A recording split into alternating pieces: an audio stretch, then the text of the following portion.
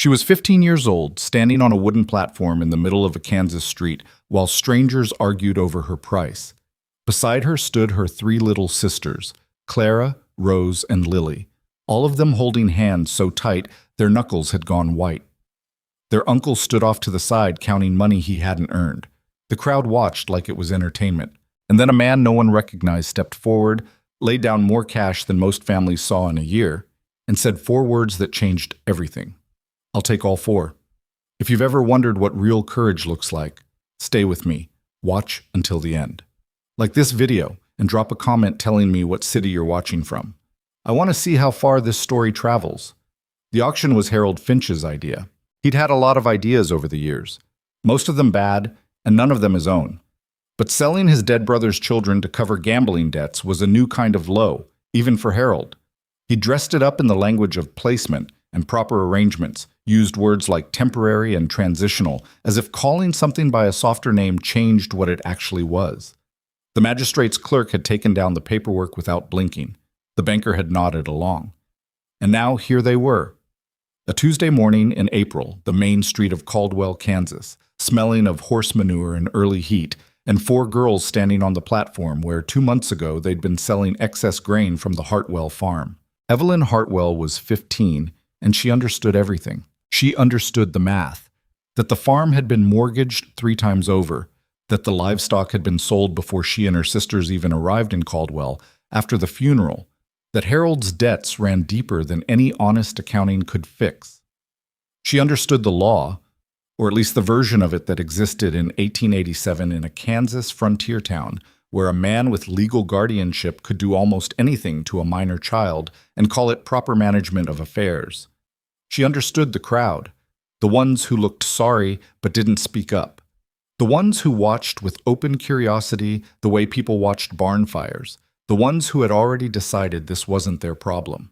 What she didn't understand yet was the man in the back. But that would come.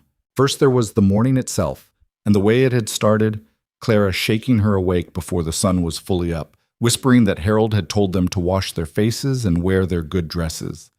Evelyn had sat up in the narrow bed they shared in the back room of Harold's rented house and known immediately that something was wrong. You developed instincts for Harold's moods. He was either drunk and sentimental, drunk and mean, or sober and scheming. That morning he'd been sober, which was the worst of the three. "What does he want us dressed for?" Clara had asked. She was 12 and sharp as a new nail, too sharp sometimes, always watching, always calculating. She'd inherited their mother's dark eyes and their father's habit of chewing the inside of her cheek when she was worried. "I don't know yet," Evelyn had said, which was almost true. Rose was 9, and she had been sitting on the edge of the mattress she shared with Lily, already pulling her hair into 2 uneven braids. Rose was the quiet one, the one who noticed things without announcing them, who watched animals and people with the same careful attention. She hadn't said anything that morning, just worked the braids through with patient fingers. Lily was 6. She asked for breakfast. Harold had given them biscuits wrapped in a cloth and told them to eat while they walked. He hadn't looked at them directly. That was how Evelyn knew it was very bad. The walk to the main street had taken 8 minutes. Evelyn had counted her steps because counting was something to do that wasn't panicking. 432 steps from Harold's rented door to the platform. She'd remember that number for the rest of her life without trying to. The platform itself was just a raised section of planking outside the feed store, used for public notices, sometimes for small auctions when the regular auction house was full. There were already a handful of men gathered when they arrived, and more coming. Harold had spoken to the clerk, signed something, and then, without explanation, without meeting their eyes, turned and walked to the side of the platform and stood there with his arms crossed like a man waiting for a transaction to complete. "Uncle Harold," Evelyn had said. Her voice came out steadier than she felt. "What is this?" "Placement," he'd said. "Like I told you. You said placement at the county home. Plans change." He'd looked away. "This is better, faster." Clara's hand had found Evelyn's. Rose had moved closer to Lily without being told. The 4 of them had climbed the 3 steps up to the platform, because what else was there to do? Run where? To who? And then stood there while the clerk read out their names, ages, and what Harold had described on the paperwork as their circumstances. orphaned. No maternal or paternal relatives willing to assume guardianship. Under legal care of one Harold Finch, brother of the deceased father, Thomas Hartwell, available for placement in suitable household arrangements. There it was, all of it stripped down to a paragraph. The crowd had grown by then. Evelyn recognized faces. The hardware store owner, two women from the dress shop, a man who'd bought grain from their father years ago, a couple of the younger hands from ranches north of town. People she'd seen at Sunday services. People who had shaken her father's hand. They stood in the morning sun with their hats in their hands, or their arms crossed, or their eyes sliding sideways, and not a single one of them stepped forward to say a word. She hated them for that later. For a long time, she hated them quite a lot. The bidding had started slow. The clerk had been careful to frame it as placement fees, payments toward the cost of the girls' future maintenance, he'd said, which was language Evelyn recognized as designed to make the men in the crowd feel better about what they were doing. The first bid was for just one girl. A farmer in a dirty coat who needed kitchen help, he said. Clara, because Clara was old enough to be useful. Clara had gone very still when her name was called. No, Evelyn had said. Quiet. Not screaming. She'd known screaming wouldn't help, just clear. We don't separate. The farmer had looked at her with mild irritation, the way you'd look at a dog that barked. The clerk had ignored her entirely. The second bid had been for Rose and Lily together, a woman from the north part of the county who ran a boarding house and needed help with laundry and light cleaning. She'd had a kind enough face, Evelyn supposed, the kind of face that could be kind when it suited. Still, no one was bidding for all four. And Evelyn had understood then, really understood, in the bone-deep way that only comes when something lands on you all at once, what was about to happen. They were going to be split apart, sent in 4 different directions to 4 different houses to work for 4 different strangers. They would see each other at Christmas if they were lucky, at funerals if they weren't, and in 5 years they would be nearly strangers to each other, shaped by different hands into different people, and whatever was left of their family would be a memory that faded a little more each year until one day it was just a feeling with no picture attached. She turned to look at Harold, really looked at him. He was counting the bids on his fingers. Uncle Harold. Her voice cracked that time, just at the end. She couldn't help it. We are your brother's children. He'd glanced at her then. Something moved across his face, not guilt exactly, but the ghost of it. The shape guilt leaves behind when a man has convinced himself that circumstances required what they required. He'd opened his mouth, and then someone in the back of the crowd said, I'll take all 4. The voice belonged to a man nobody seemed to know. He was tall, not in the soft, comfortable way of a merchant or a lawyer, but in the rangy, hard-use way of someone who had spent years working in weather. He had dark hair going gray at the temples, a face that looked like it had been left out in a few too many winters, and eyes the particular color of creek water in autumn. Not quite brown, not quite green, just deep and still, and not especially warm. He was wearing work clothes, not dress clothes, which was notable. He looked like he'd ridden a long way to get here and hadn't bothered to change. He was holding his hat. He walked forward through the crowd without hurrying. People moved out of his way without entirely knowing why, and stopped at the base of the platform steps. He looked up at the 4 of them with an expression that Evelyn could not read. Not sympathy exactly, not pity, something more complicated than either. All 4, he said again, to the clerk this time. Together, what's the total? The clerk looked flustered. This wasn't how placement proceedings usually went. He consulted his papers, muttered something to Harold, muttered something back. Harold's eyes had sharpened immediately. There was money being discussed, more than he'd expected, and Harold could smell money the way certain dogs smelled food. The figure that came back was more than Evelyn had guessed Harold would settle for, more than she knew a ranch hand made in half a year. The man nodded like the number was inconvenient but manageable, reached into his coat and counted out the bills. The crowd was very quiet. Sir, the clerk said in the careful tone of a man covering himself, can you state your name and your intention for these girls? The man looked at him flatly. My name is Gideon Mercer. I run a cattle operation 14 miles northeast off the Cimarron Cutoff. My intention is for them to live there. He paused. Is that sufficient? The clerk wrote it down. Harold pocketed the money without looking at his nieces. Gideon Mercer looked up at the four of them again. He wasn't smiling. He didn't seem like a man who smiled as a habit.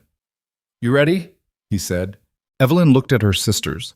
Clara was watching Mercer with sharp, suspicious eyes. Rose had one arm around Lily, who had started crying sometime during the bidding and hadn't quite stopped. Evelyn looked back at the man who had just bought them the same way you'd buy 4 horses at a stock sale, and she felt the full weight of what had just happened settle onto her shoulders. They had been saved from one thing. That didn't mean they were safe. Do we have a choice? She asked him. He seemed to think about this genuinely, which surprised her. Not much of one, he admitted, but some. She climbed down off the platform.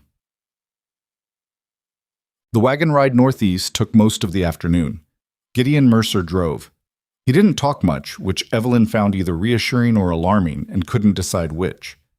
The girls sat in the wagon bed. Lily had cried herself out somewhere around the edge of town and fallen asleep with her head in Rose's lap. Clara sat with her knees pulled up and her eyes fixed on the back of Mercer's head like she was memorizing it for an accusation she planned to make later. What does your ranch do? Evelyn asked, mostly to break the silence. Cattle, some horses, hired hands, 3 full-time, 2 seasonal. He didn't turn around. About 400 acres all told. It's work. What kind of work do you expect from us? He glanced over his shoulder at that. Just a look. Household, cooking, cleaning, garden. I'm not going to pretend it's light, but it's not more than you can manage. You'll have chores and you'll do them. You'll also have lessons. Lessons? Clara said sharply. Reading, numbers, practical things. I had a school teacher out here 2 winters ago. She left. He said this without emotion, like it was just a fact about the weather. I'll find someone else, or I'll do it myself. Either way, you'll learn. Rose looked up. Why? Mercer was quiet for a moment. Because not knowing things is what gets people into the situations you were in this morning. None of them had an answer for that. The ranch came into view as the sun dropped. A cluster of buildings in a shallow valley, a barn and 2 outbuildings, a house that was bigger than Evelyn had expected but not especially welcoming in the way of a house that had been built for use rather than beauty. The yard needed work. There was a fence post down on the north side. 2 ranch hands looked up from what they were doing as the wagon came in, then looked away again, careful in the way of men who'd been told to mind their own business. A woman was waiting on the porch. She was perhaps 50, broad-shouldered, with iron gray hair pulled back, and the kind of face that had decided a long time ago to skip straight past pleasant and go directly to practical. This is Mrs. Calhoun, Mercer said, climbing down. She cooks and runs the house. She'll show you where things are. Mrs. Calhoun looked at the 4 girls with the expression of someone who had expected this and still wasn't entirely prepared. Lord, she said quietly, to no one. Then louder, come on down then, I've got stew on. She fed them before she said another word about anything, which was the first genuinely kind thing anyone had done for them in weeks. Lily ate 2 bowls. Rose ate quickly with the focused attention of someone who had learned not to trust that food would be there when you came back. Clara picked at hers and watched the room. Evelyn ate steadily and looked at everything. The table, the floor, the shelves, the door, the window, the layout of exits, the way the light fell in the evening. It was a habit she'd developed since their parents died. Mapping rooms, knowing where the doors were. Mercer had disappeared to the barn. Mrs. Calhoun showed them to a room on the 2nd floor. 2 narrow beds, pushed against opposite walls, a washstand, a window that looked out over the yard. 2 to a bed, she said. I know it's not much. Mr. Mercer says he'll have the spare room cleared out by end of next week. Put another bed in. She paused in the doorway. He's a fair man. Hard, but fair. Don't confuse those 2 things. Is he married? Claire asked. Was, Mrs. Calhoun said, and her voice went flat in the way that meant don't ask more about that. Wash up. Breakfast is at 5:30. She left. The 4 of them stood in the small room in the evening dark and looked at each other. Are we going to be all right? Lily asked. She was holding Rose's hand and looking up at Evelyn with the specific look of a 6-year-old who had decided that her oldest sister had the answer to this and would produce it shortly. Evelyn looked around the room. The beds were narrow, but they had quilts. The window had glass in it. The stew had been thick and hot, and there had been enough of it. "I don't know yet," she said. "But we're together. That's what matters right now." It wasn't enough. She knew it wasn't enough, but it was what she had. The first week was the worst. Not because anything terrible happened. Nothing did, which was almost the strange part. No one screamed at them. No one struck them. Gideon Mercer was remote and busy and gave instructions through Mrs. Calhoun as often as directly, and when he did speak to them, he was blunt and brief and not particularly interested in whether they liked what he had to say. The chores were real chores: firewood, water, the kitchen garden, feeding the chickens, helping Mrs. Calhoun with the laundry. Hard work, not cruel work. The worst was the feeling of waiting. Evelyn kept waiting for something to happen. For the thing that always happened. The other shoe, the ugliness underneath. The reason no decent man spent good money buying 4 orphaned girls off an auction platform. She was 15, and she had already learned that kindness from strangers came at a price. She didn't know what the price was here, which meant she couldn't prepare for it, which meant she slept badly and watched Mercer's movements too carefully and flinched sometimes at sounds that turned out to be nothing. Clara was openly suspicious. She questioned things. The rules, the reasons behind the rules, the work assignments, the arrangement of the beds, whether they were allowed to go to the East Field, whether the locked door in the back hallway led to something they should know about. It led to a storage room, it turned out. Mercer had shown her, without ceremony, when she asked. She hadn't thanked him. He hadn't waited for thanks. Rose adapted fastest. Within days, she had found where the dogs slept and befriended them, had learned which horse responded to which approach, had started helping old Beaumont, the senior ranch hand, a weathered man of 60 who walked with a hitch in his right knee, with the evening feeding without being asked. Beaumont had not exactly welcomed this, but had not refused it either, and by the end of the first week he was pointing things out to her that she hadn't asked about, and she was listening with the full attention she gave everything. Lily cried for their mother every night for 4 days and then stopped. Not because she was over it. You didn't get over a thing like that at 6 or at any age, but because she had cried what she had to cry, and now she needed something to put her attention on. She attached herself to Mrs. Calhoun, who grumbled about it in a way that meant she didn't mind. The lessons started in the second week. Mercer taught them himself in the evenings after dinner at the long table in the kitchen. It was not comfortable. He had no gift for patience, and his idea of encouragement was pointing out errors clearly rather than errors kindly. Clara bristled at him constantly. He ignored the bristling and redirected. Evelyn sat through the first session rigid with a kind of territorial defensiveness. She could read, she could do figures her father had taught her, and was surprised to find that what Mercer was teaching wasn't what she already knew. He was teaching accounting, supply costs, feed costs, wages against production, how to read a contract, what to look for in a deed. "Why are you teaching us this?" she'd asked after the third session. He had looked at her over the papers spread on the table. "Because your uncle was able to do what he did because nobody around him knew enough to stop him," he said. "Your father's estate should have been held in trust. It wasn't. Nobody challenged it. That's a legal knowledge problem. We're children. You won't always be." She had thought about that for a long time. The community's reaction to the arrangement was, as communities generally managed when it came to the strange and the unfamiliar, complicated and not particularly charitable. Caldwell talked. Caldwell always talked. The story had reached 2 counties over before the girls had been at the ranch a week. A lone rancher, unmarried, no female relations to speak of, buying 4 young girls and taking them off to his isolated property. The range of interpretations was various. The polite version was that he was eccentric. The impolite version was considerably darker, and the impolite version spread faster, as impolite versions do. Mrs. Abernathy at the dry goods store said something to Mrs. Calhoun about it, in tones meant to be overheard, which Mrs. Calhoun reported to Mercer in tones that made it clear she expected him to do something about it. He didn't say much. He went into town the following Saturday with all 4 girls to do supply shopping, and walked them through the main street in broad daylight, nodded to people he knew, answered 3 questions about the ranch that didn't touch on the girls at all, and then drove home. He did this the following Saturday, too, and the one after that. That's your response to the gossip? Evelyn asked him on the ride back after the third visit. Just showing up? What would you prefer? He asked. She thought about it. An explanation, maybe. To who? To the town.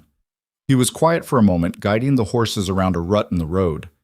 I don't owe the town an explanation, he said. I owe you one. He paused. When you want it. She hadn't pushed it. Not yet. Teat. The explanation came on a Sunday evening in May, almost 6 weeks after they'd arrived. It was one of those spring evenings that pretended summer was already here. Warm air, long light, the smell of grass and something blooming at the edge of the east field. Evelyn had gone out after the supper dishes to sit on the top rail of the paddock fence, which she had started doing when she needed to think without being talked at.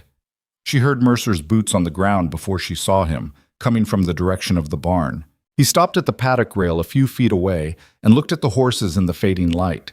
He didn't say anything for a while. She had learned by then that he was comfortable with silence in a way that most people weren't, and that trying to fill the silence before he was ready to talk was useless. I had a daughter, he said finally. She waited. Her name was May. She and her mother both fever 7 years ago. May was 4. He paused, and the pause had the weight of something that had been carried a long time. After that, I ran the ranch because that was what there was to do. But I went into town one day last winter, and I heard a man talking about Finch, what he was going to do with Thomas Hartwell's girls. He stopped again. I knew Thomas Hartwell, not well, but he was a decent man. You knew our father? We traded cattle twice. He was fair about it. He said this like it was the highest compliment in his vocabulary. When I heard what Finch was planning, I thought about what I'd want someone to do for May. If it had gone different. He looked at the horses. So I went. Evelyn sat with that for a long moment. The evening went on around them, crickets starting up, a horse moving in the paddock, the distant sound of Clara's voice and Rose's laugh from somewhere near the barn. You didn't have to spend that much, she said. I know. You could have bid less. Could have. He glanced at her sideways. But I wanted to make sure it was over. No room for him to outbid me. No possibility of a second auction somewhere else. She thought about what that meant. Not just the money, but the thinking behind it. The strategic elimination of every remaining option that could put them back in Harold's orbit. It was not a sentimental act. It was a practical one. And somehow, that made it more real, not less. My sisters are starting to trust you, she said. Lily follows Mrs. Calhoun everywhere. Rose has practically adopted Beaumont as a grandfather. I noticed. Clara doesn't trust you. I know that too. She's not wrong to be careful. He looked at her directly then. No, he said.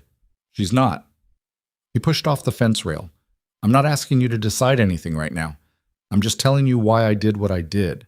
He walked back toward the house. Evelyn sat on the fence rail and watched the last of the light go out of the sky and tried to sort through what she felt. It wasn't gratitude exactly. Gratitude was too simple for what this was. It wasn't trust yet. It was something in between, the beginning of a willingness to consider the possibility that the world sometimes produced something other than what she'd been prepared for. Clara appeared at the paddock gate. What were you two talking about? His daughter, Evelyn said. Clara was quiet for a moment. He had a daughter? She died. Clara looked toward the house for a long moment. Then she said, That doesn't mean he's a good man. No, Evelyn agreed, but it might mean he's a trying one. She climbed down off the fence and they went inside together. Summer came hard and fast to the Kansas frontier, the way it always did. Not gradually, but like a door kicked open. The ranch ran hot and relentless from sunup to well past when any reasonable person would have called it a day, and the girls fell into the rhythms of it in different ways. Evelyn worked beside Mercer on the supply ledgers in the evenings, learning the ranch's finances with the same methodical attention she'd put into the lessons. She had a gift for it. Not just the arithmetic, but the pattern reading, the ability to look at numbers and see what they were saying about the larger story underneath. Mercer noticed without commenting on it directly, but he started leaving the ledgers out where she'd have access to them, which she understood as its own kind of acknowledgement. Clara had found a peace of sorts with the horses, not with Mercer. They still circled each other carefully, two wary animals establishing territory, but with the work itself.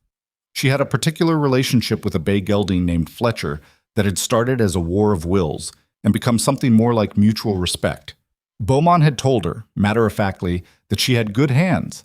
Clara had pretended not to care about this compliment for approximately 2 minutes. Rose had, over the course of the summer, become quietly indispensable in ways that nobody had formally decided, but everyone had simply come to rely on. She tracked which animals were off their feed, noticed weather changes before the men did, and had the specific gift of being present in a situation without disturbing it, so that horses calmed when she came near, and the dogs settled, and somehow the whole east yard ran slightly more smoothly when she was in it. Lily had learned to make biscuits. Mrs. Calhoun had taught her, without appearing to teach her, through the method of simply doing it in front of her repeatedly until Lily started doing it herself. The biscuits were not good at first. They improved. By July, they were better than Mrs. Calhoun's, a fact which Mrs. Calhoun disputed with great conviction and no credibility. In early August, they went to the county fair, all of them. Mercer drove, Mrs. Calhoun sat in the wagon with Lily on her lap, and the older three rode in the back. It was the first truly public thing they had done as a group, and the first time any of the girls had been around a large crowd of people since the auction. Evelyn had been more anxious about it than she'd let anyone see. But it had been fine. Strange and a little overwhelming, and not without some sideways looks from people who had heard the stories. But Mercer had walked through the fairground with the unhurried confidence of a man who had nothing to explain and found the speculation of strangers entirely irrelevant, and this had a steadying effect. Lily had eaten a stick of hard candy and gotten into a long conversation with a goat. Rose had gone quiet with wonder at the variety of animals. Clara had watched a horse race with an expression of technical assessment that made Beaumont, who had come along, laugh out loud. A woman had come up to Evelyn near the pie table, Mrs. Donahue, who ran the schoolhouse in Caldwell. She was in her 60s, white-haired, with the bearing of someone who had once expected to be somewhere grander than a frontier town and had made peace with it. "You're the Hartwell girl," she said. Not unfriendly, just direct. "Evelyn," she said, "I hear Mercer's been teaching you all himself." Mrs. Donahue looked at her with frank assessment. "Is he any good at it?" "He's thorough," Evelyn said carefully. "He teaches practical things."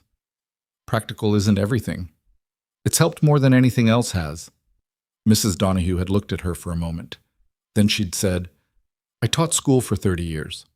I'm retired now, but I still go to the schoolhouse on Wednesdays to help with reading. If you want to come, any of you, you'd be welcome." Evelyn had thanked her. She'd told Mercer that night on the drive home. He'd been quiet for a moment. "You want to go?" "I think we should." "Then you'll go." Simple as that. September brought cooler air and the beginning of something nobody had named yet, a shift in how the ranch felt, and how its days were organized, and what the word home was starting to mean to 4 girls who had not had one since April. It was not easy, and it was not smooth. Clara had a spectacular fight with Mercer in late September over whether she had to attend the accounting lessons, if she intended to work with horses her whole life, and the fight had lasted 3 days and ended with a compromise that left both of them stiff-necked and technically satisfied. Rose had started having nightmares again. Not every night, but enough. Lily had developed a terror of thunderstorms that no amount of reassurance seemed to touch. And Evelyn had started writing letters. She wrote to the county clerk's office, asking about the legal basis for the auction and the specifics of the guardianship transfer. She wrote to a lawyer in Wichita whose name she had gotten from a newspaper advertisement. She wrote once to the magistrate who had signed Harold's paperwork, asking for a copy of the original documentation. Mercer found her at the kitchen table one night, ink on her fingers, a stack of papers beside her. He looked at the papers. "What is this?" "Research," she said. He sat down across from her. Read the letters without asking permission. She'd expected that. When he set them down, his expression was careful. "You're looking for grounds to challenge what your uncle did," he said. "I'm looking for grounds to make sure he can't do it again," she said. "To us or to anyone else?" He was quiet for a moment. "You know this could attract attention. Legal attention. The kind that might question the arrangement here." "I know." She met his eyes. "Do you want me to stop?" He looked at her for a long time. She couldn't read him entirely. She'd gotten better at it over the months, but there were still things in Gideon Mercer's face that were simply closed to the outside world, pages turned over. "No," he said finally. "I don't want you to stop." He pushed the papers back toward her. "But let me read what you found so far." She slid the stack across the table. They sat there at the kitchen table, in the lamplight of a September evening, reading, while outside the Kansas prairie went on, and the first cool edge of fall rode in on the dark. None of them could have known then that what Evelyn had found in those letters, the legal gap, the missing protections, the loophole that had let 4 children stand on a platform while a clerk read their ages and a crowd watched, would matter more than anyone had yet imagined. But the shadows that had been gathering since April were already on their way. Harold Finch had not forgotten about the money he'd been paid. And more importantly, he had not forgotten about the farm. The things people don't say are often the most important ones. And Harold had been saying nothing for 6 months. That kind of silence, in Evelyn's experience, was the kind that precedes something. She kept writing. The letters came back slowly, the way answers to inconvenient questions always did. The county clerk's office sent a form response. 3 sentences, unsigned. The Wichita lawyer wrote back with 2 paragraphs explaining that without a retaining fee he couldn't advise on specifics, but he noted, almost as an afterthought at the bottom of the page, that the 1882 Territorial Guardianship Act had a provision allowing guardians to liquidate minor wards' assets under what it called conditions of financial hardship. The provision had never been challenged. Nobody had thought to challenge it, or if they had, nobody with the means to do so had bothered. Evelyn read that letter 3 times. Then she folded it carefully and put it with the others in the cigar box she kept under the floorboard beside her bed. She didn't tell Mercer about it right away. She wanted to understand it first, really understand it, the way you understand a problem you're going to have to solve rather than a problem you're going to complain about. There was a difference between those 2 kinds of understanding, and her father had taught her which one mattered. October came in cold and serious, the way October did on the Kansas plains, stripping the pretense off everything and leaving the landscape looking like what it actually was. Big, indifferent, and not especially interested in anyone's plans. The ranch contracted around the cold. Days shortened. The work shifted from the outdoor sprawl of summer to the tighter, more deliberate labor of preparing for winter, stacking wood, checking fences, getting the root cellar stocked, making sure the livestock were healthy enough to come through the hard months.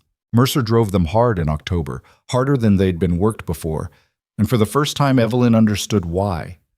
Not cruelty, not indifference, but the simple arithmetic of survival on a frontier ranch.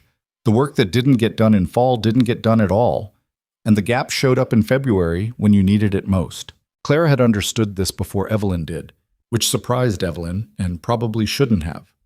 Clara had a native feel for the logic of the ranch, the cause and effect of it, the way each day's labor connected to the shape of the season ahead. She still argued with Mercer. That hadn't changed, and maybe it never would, but the arguments had shifted in character. They were less about resistance now, and more about disagreement on method, which was a different thing entirely.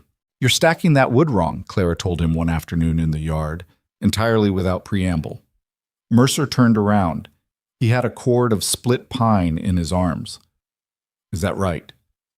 "The bark should face down on the bottom row. It sheds water better. Beaumont told me."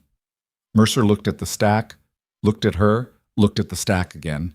He set the wood down, bark side down without a word, and picked up another piece. Clara stared at the back of his head for a moment, like she'd been expecting a fight and wasn't sure what to do with the absence of one. Then she went back to what she'd been doing. Evelyn saw it from the porch and said nothing, but she filed it away, the way a person files away evidence of something they'd begun to suspect. The Wednesday trips to Mrs. Donahue's schoolhouse had become a fixed part of the week. All 4 of them went. Mercer drove them in, did his supply runs, picked them up after. Mrs. Donahue ran the sessions out of her front parlor, which had been converted into something between a classroom and a library, with bookshelves on every wall and a long table that could fit 8 people if they didn't mind their elbows. She taught differently from Mercer, wider, more varied, less immediately practical, but with a depth that the practical lessons didn't have on their own. History, literature, writing, The kind of reasoning that taught you not just how to solve a problem, but how to think about what kind of problem it was.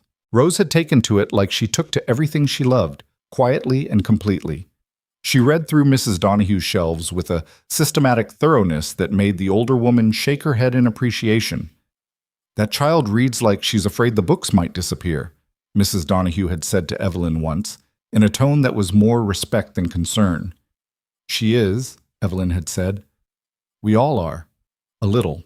Lily was learning to write in Mrs. Donahue's parlor with the serious concentration of a much older child, tongue between her teeth, each letter formed with enormous care. She filled 3 pages one Wednesday afternoon and presented them to Mrs. Donahue with the expression of someone handing over a considerable gift. Mrs. Donahue had received them accordingly. Clara sat in the sessions with her arms crossed for the first 2 weeks, the posture of a person who had decided in advance that this wasn't going to be useful. Then Mrs. Donahue had put a land deed in front of her, a real one from a disputed property case from 15 years back, and asked her to find the problem in it. Clara had found it in 4 minutes. Mrs. Donahue had looked at her over her glasses and said, "You have a legal mind, Miss Hartwell." Clara had uncrossed her arms. It was in the middle of one of these Wednesday sessions that Evelyn first heard Harold Finch's name spoken aloud in a context she hadn't expected. She had stepped outside for a moment. The parlor was warm and she needed air, and she could hear, from around the side of the house, 2 women talking in the narrow gap between Mrs. Donahue's property and the adjacent fence. She hadn't meant to listen, but she heard the name clearly before she had a chance not to. "Finch? Yes. I heard he's been speaking to Alderman Croft about the girls. What on earth does he want? He took the money." "The money was for the placement fees, the ranch itself, the farmland. Apparently there's a question about whether he transferred the deeds properly, or at all." "Meaning what?" "Meaning if he didn't, the land is technically still in the estate. And with guardianship, he might have a claim." The voices moved away. Evelyn stood against the outside wall of Mrs. Donahue's house, with her hands flat against the wood, and her heart doing something irregular in her chest. The farm. She had been thinking about the auction, about the placement law, about the rights of minor children. She had not been thinking about the farm itself, her father's 40 acres, the house where she'd been born, the land Thomas Hartwell had worked for 18 years. She'd assumed it was gone. She hadn't asked because she hadn't been able to face the answer. But if it wasn't gone, if the deed transfer was incomplete, if Harold had taken the auction money but hadn't closed out the estate properly, then there was something left to fight for. And Harold knew it too. She went back inside and sat down at the table and picked up the land deed Mrs. Donahue had put in front of Clara, and she looked at it with entirely different eyes. She didn't say anything about what she'd heard until the ride home that evening, and then she waited until the girls were inside and it was just her and Mercer in the yard.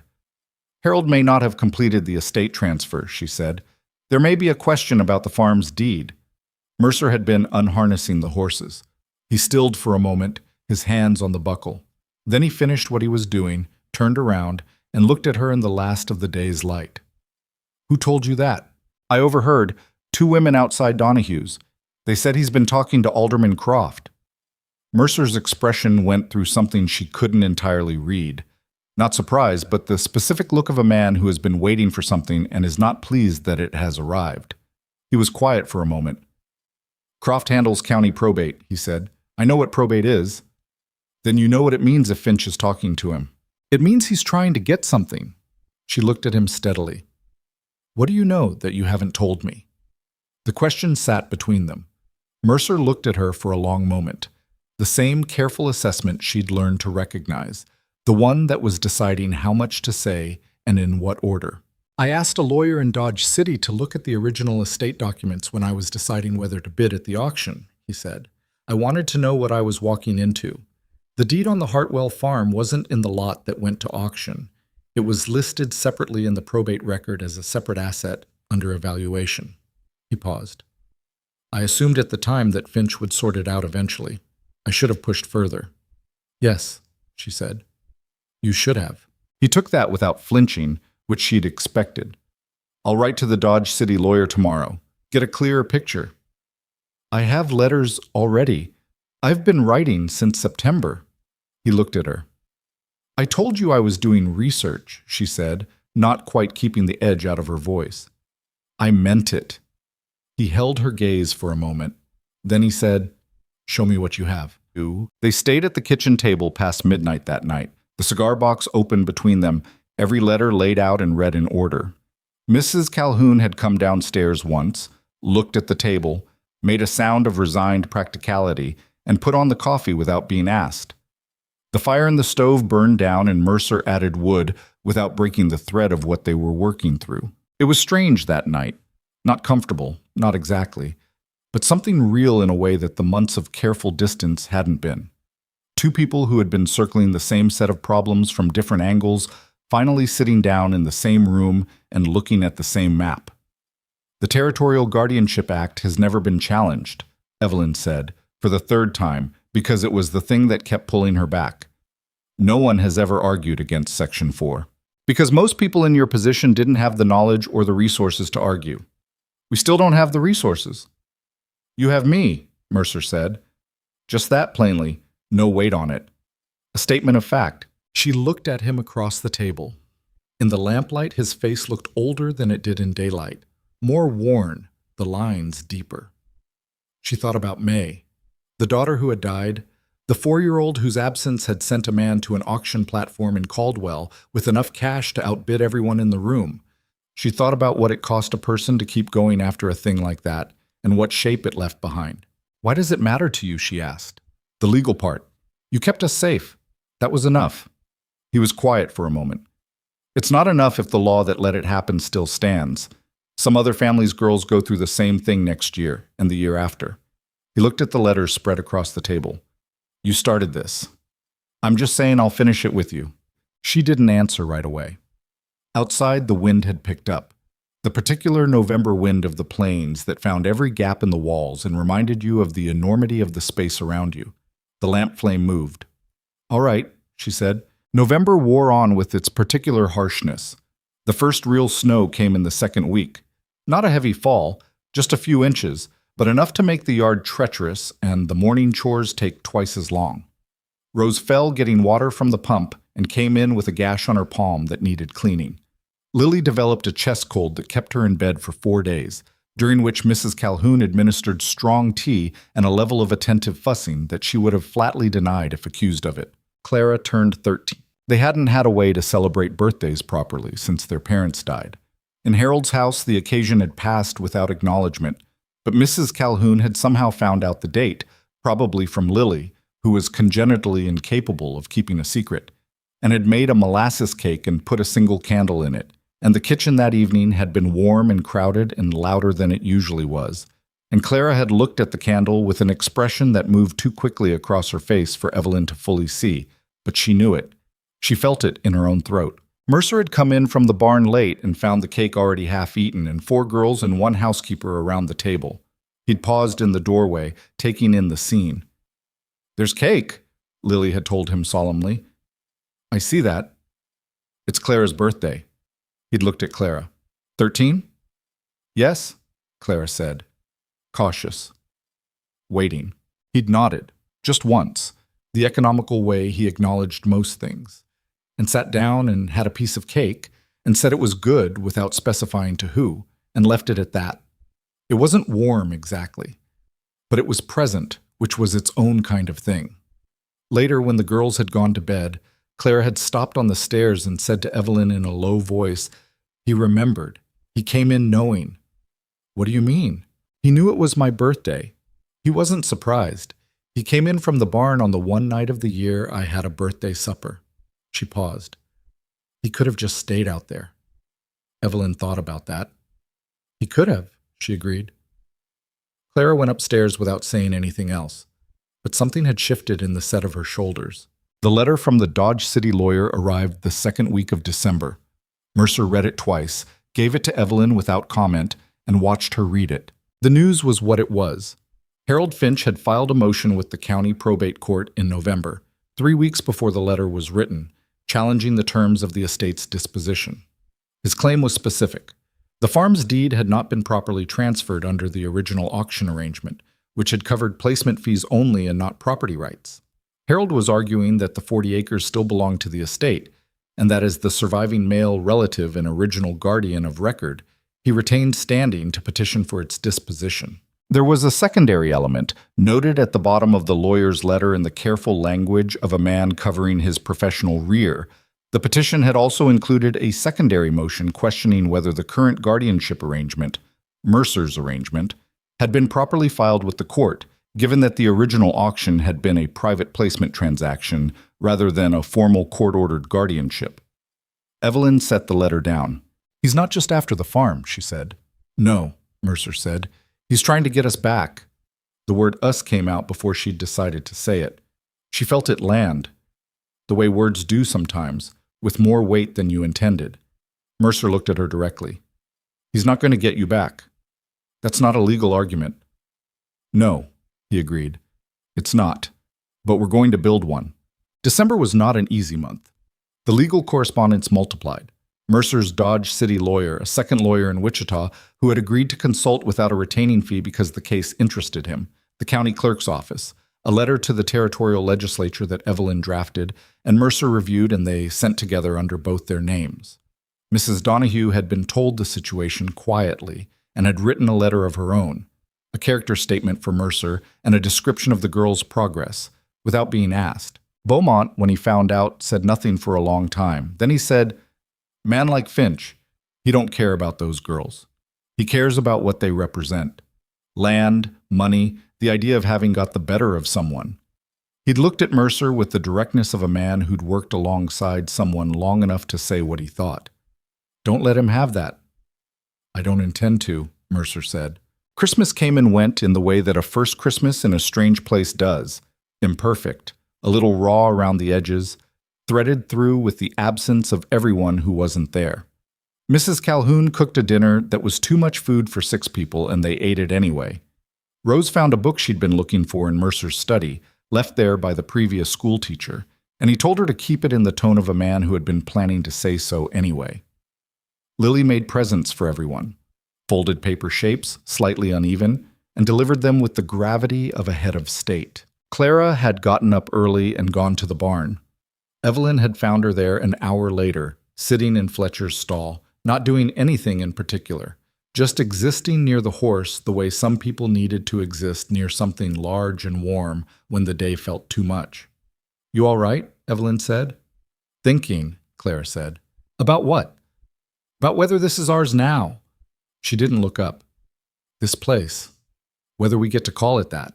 Evelyn leaned on the stall door. The barn was cold and smelled of hay and horse and wood. Through the small, high window, the winter sky was the pale color of old bone. "I think you get to call something yours when you've worked it," she said, "when it knows your hands." Clara looked up at that. "Fletcher knows my hands," she said. "I know." Clara looked back at the horse. After a moment, "I'm still not sure about him." "Mercer?" "Yes." "That's fair," Evelyn said. "You don't have to be sure yet." Clara nodded slowly. She ran her hand along Fletcher's neck, and the horse leaned into it in the way animals lean into a touch they've decided to trust. The letter from the probate court arrived in the first week of January. A hearing had been scheduled. Harold Finch's petition would be reviewed on the 14th of February in Caldwell. Valentine's Day. Evelyn thought there was probably no particular significance to that, but she noticed it anyway. She took the letter upstairs and sat on the edge of the bed and read it twice, listening to the sound of the ranch around her, the wind, the creak of the house, Rose's voice somewhere downstairs reading aloud to Lily, the distant thud of something in the barn that was probably Beaumont moving a grain sack. All of it ordinary, all of it carrying now a weight it hadn't had an hour ago. She was 15, going on 16, and she was about to walk into a courthouse and face the law that had put her on an auction platform. And this time she was not going to stand there quietly. She folded the letter, put it in the cigar box with the rest. Downstairs, Rose was still reading. Lily laughed at something. Mrs. Calhoun said something short and practical about getting ready for supper. The ranch went on the way it always did, demanding, imperfect, and entirely real. And Evelyn sat in the room she had mapped on the first night for its exits, which she didn't need to map anymore. and thought about what she was going to say when they finally gave her the chance to say it. The 2 weeks before the 14th were the longest of Evelyn's life, and she had already lived through some long ones. Mercer's Dodge City lawyer, a compact, serious man named Aldous Webb, who arrived by train on the 9th of February and slept in the spare room off the kitchen, turned out to be exactly the kind of person you wanted in your corner, and exactly the kind you'd find exhausting at dinner. He asked questions without stopping.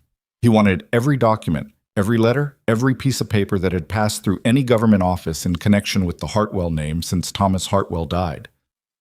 He sat at the kitchen table for 3 days straight with ink on both hands and an expression of grim professional satisfaction, the way a man looks when he has found a problem complicated enough to be worth his full attention. The secondary motion is the real danger, he told Mercer and Evelyn on the second evening.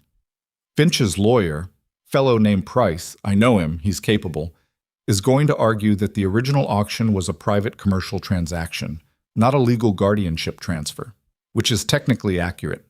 You paid placement fees, Mercer. You didn't file for formal guardianship with the court. Can he fix that now? Evelyn asked. Webb glanced at her like he was recalibrating something. He'd been addressing Mercer almost exclusively, and she'd let it go for 2 days. She was done letting it go. The court may allow a retroactive filing, he said, to her this time, but it'll be contested.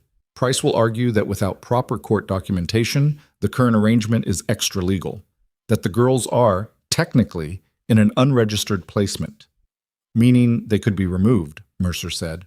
Meaning a judge could rule that the placement needs to be reviewed, and if Finch has standing as the blood relative of record, he gave up standing when he put us on an auction platform, Evelyn said. Webb looked at her again. This time he didn't look away as fast. That's a moral argument, he said. It's a good one. We need a legal one.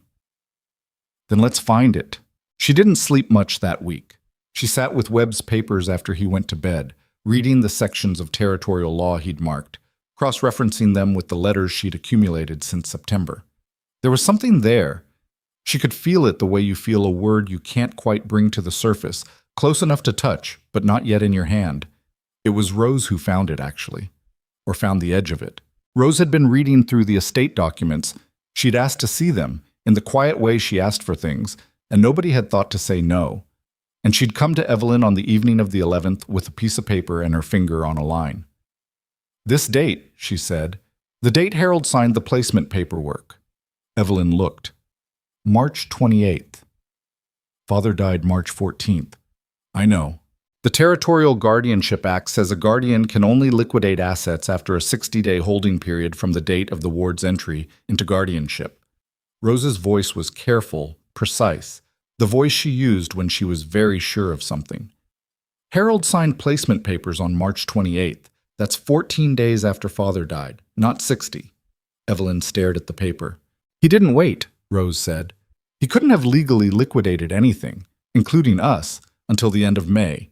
The auction was in April. He violated his own legal standing. The kitchen was quiet. Somewhere outside, a horse shifted in the barn. You read the act, Evelyn said. Mr. Webb left it on the table. I was curious. Rose set down the paper with the particular composure of a 9-year-old who has learned to be careful about how much she shows. Is it useful? Evelyn took the paper to Webb's door and knocked until he answered. He was still dressed. It was barely 9 o'clock. And he read what she showed him standing in the doorway in his stockinged feet, and his expression went through 3 distinct phases that Evelyn catalogued. Skepticism, focus, and then something she recognized as the controlled excitement of a man who has just found the thread that unravels the whole sweater. How old is that one? He asked, nodding toward the hallway where Rose had retreated. 9, Evelyn said. He made a sound in the back of his throat.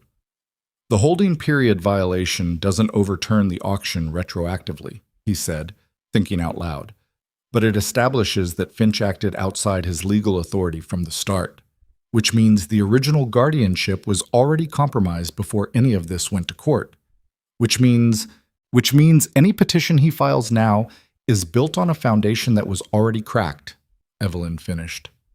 Webb looked at her. You've been doing this a while, haven't you? Since September. He nodded once, the way a person nods when they've recalculated something and the new number makes more sense. "Get some sleep," he said. "We have work in the morning." She didn't sleep, but she lay down, which was something. The morning of the 14th arrived gray and sharp-edged, the sky the color of iron, the temperature somewhere well below what anyone would call comfortable. They drove into Caldwell in 2 wagons, Mercer and Webb in the front, Mrs. Calhoun with the girls in the second. Beaumont had offered to come, and Mercer had said there was no need, and Beaumont had come anyway, riding his own horse at a distance that maintained the fiction that he hadn't been invited while making it completely clear that he was there. The courthouse in Caldwell was a 2-story building on the main street that tried harder than it needed to. Columns it didn't require. A wooden balustrade that had been painted white and was already peeling in February. Inside it smelled of old paper and heated metal, the particular smell of public buildings that had accumulated years of people's worst days. The courtroom itself was smaller than Evelyn had imagined it. She had built it up in her head as something imposing, and the reality was just a room with benches, a raised platform for the judge, a rail separating the gallery from the working area. There were already people in the gallery when they arrived. The hearing had drawn attention, which she had expected.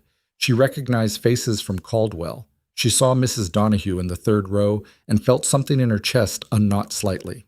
Harold was already there. She had not seen him since the morning of the auction, 10 months ago. He looked smaller than she remembered, which was not unusual for people you had feared. The actual person rarely matched the size they occupied in your memory. He was wearing a coat that was too good for him, the coat of a man who had dressed up to make a point. He was sitting beside a narrow-faced man in a gray suit who had to be Price, the lawyer Webb had mentioned. Harold was turned slightly away from the rail, and when Evelyn came in, he looked up once, and then looked at the floor. She sat at the table beside Webb without acknowledging Harold, which cost her something. The wanting to look at him, to make him look back. She kept her eyes forward. Clara had insisted on coming. Evelyn had told her she didn't have to. Clara had said she was going to be there, and her voice had had the flat finality of their mother's voice when it was settled. Rose and Lily had stayed at the ranch with one of the seasonal hands. Lily had cried about this, and Rose had taken her outside and talked to her quietly for several minutes. And when they came back in, Lily was not crying, and Rose had looked like a small person who had done a large thing. The judge was a man named Carver, 50-ish, heavy-set, with the careful eyes of someone who had spent years watching people lie to him in this room and had gotten good at spotting the tells. He came in without ceremony, sat down, looked at the room with the expression of a man who had a full docket and no patience for waste. "This is the matter of Finch versus the Hartwell estate and associated guardianship disposition," he said, in the monotone of a man reading something he'd read 100 times. "Mr. Price, your client is the petitioner. You have the floor." Price stood. He was good at it. The standing, the waiting beat before he spoke, the arrangement of his face into the expression of a reasonable man presenting self-evident facts. He laid out Harold's petition in organized segments.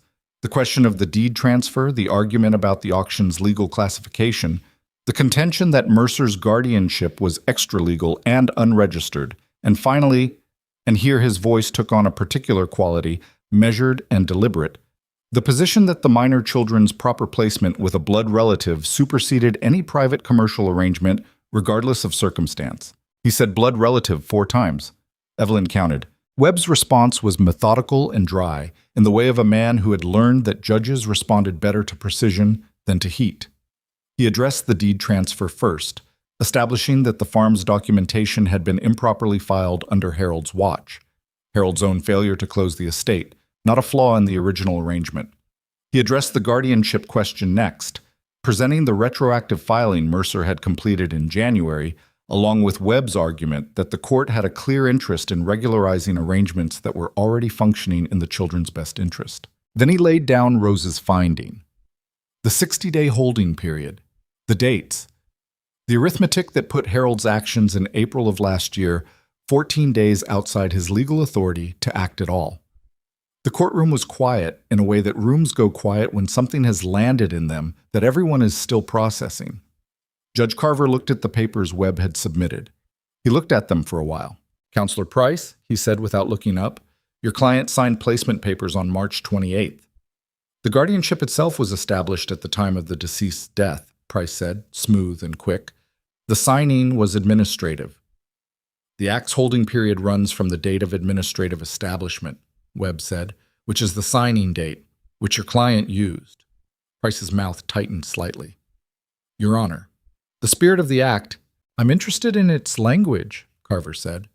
He set down the papers. He looked at Harold for the first time. Harold was looking at the table. Mr. Finch, did you consult legal counsel before you arranged the April auction? Harold looked up. He had the expression of a man who had not expected to be addressed directly. I understood my rights under the guardianship. Did you consult legal counsel? A pause. No, sir. Another pause in the room. Webb did not smile. He was too professional for that. But there was a quality to his stillness that said he didn't need to. It should have ended there, or at least begun to end. But Price had not come unprepared for the holding period argument. He pivoted, and Evelyn could see him pivoting, the way you watch a man change the direction of his weight before he's fully committed to the new angle. He introduced a supplemental motion she hadn't seen before, filed that morning apparently, arguing that even if the original guardianship had procedural flaws, the question of the minor children's well-being required independent review, and that the current arrangement, a single male guardian with no female relative in residence on an isolated rural property, raised concerns that the court had an obligation to investigate. He was careful about how he said it. He used phrases like welfare assessment and standard of care review, and the court's interest in protecting vulnerable minors. He did not say the ugly version out loud. He didn't need to. The implication was there, sitting in the room with everyone. Evelyn felt it the way you feel something cold touch the back of your neck. Clara had gone very still beside her. Mercer's jaw had set in a way that made a muscle work in the side of his face. He was looking at the wall above the judge's head with the flat, contained expression of a man working very hard not to say something. Webb stood. Your Honor, this supplemental motion was filed this morning and was not part of the original petition. We request time to respond to. The court has an independent obligation regarding minors regardless of petition scope, Price said. The motion is out of order and counsel knows it, Webb said, and there was an edge in his voice now that hadn't been there before. Gentlemen, Carver said, in the tone of a man calling dogs back to heel. He looked at the room. He looked at Evelyn. She had not spoken. She had been told by Webb clearly that her role today was to be present, to let him work, to speak only if directly addressed by the court. She had agreed to this. She understood the strategy of it. But Price had just stood in a courtroom and implied, carefully, legally, without ever saying it plainly, that Gideon Mercer was a danger to them. And Harold Finch had sat beside him and let him say it, and was looking at the table again. And the morning of the auction was suddenly very close, the way the platform had felt, the crowd watching, the clerk reading their ages like inventory. She stood up. Webb turned. He said quietly but urgently, Evelyn. My name is Evelyn Hartwell, she said. Her voice came out clear. She had not known for certain it would. I am 15 years old.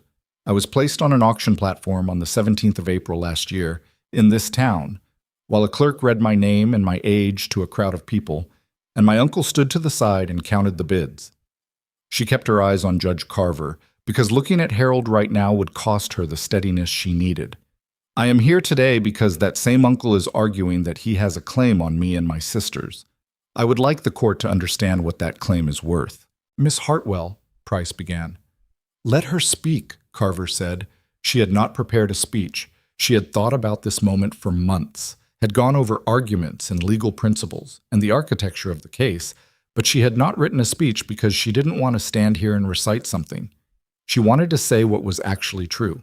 My uncle did not provide for us after my father died. He moved us into a rented room and sold everything my father had worked for, and when that wasn't enough, he sold us. He did not ask a court. He did not consult a lawyer. He did not think for one moment about what would happen to us, whether we would be together, whether we would be safe, whether the people who bid on us were men we should trust. He thought about the money. She paused. Gideon Mercer thought about us. She turned then, just briefly, and looked at Harold. He was looking at the table. He would not look up. Mr. Mercer taught us to read contracts and supply ledgers so that no one could do to us again what Harold Finch did to our father's estate. He took us to a school teacher every Wednesday for months. He made sure we were fed and that our work was honest and that our nights were safe. Her voice had developed a slight tremor somewhere in the last few sentences, which she didn't like. She kept going. Counsel Price used the phrase blood relative 4 times in his opening. I counted.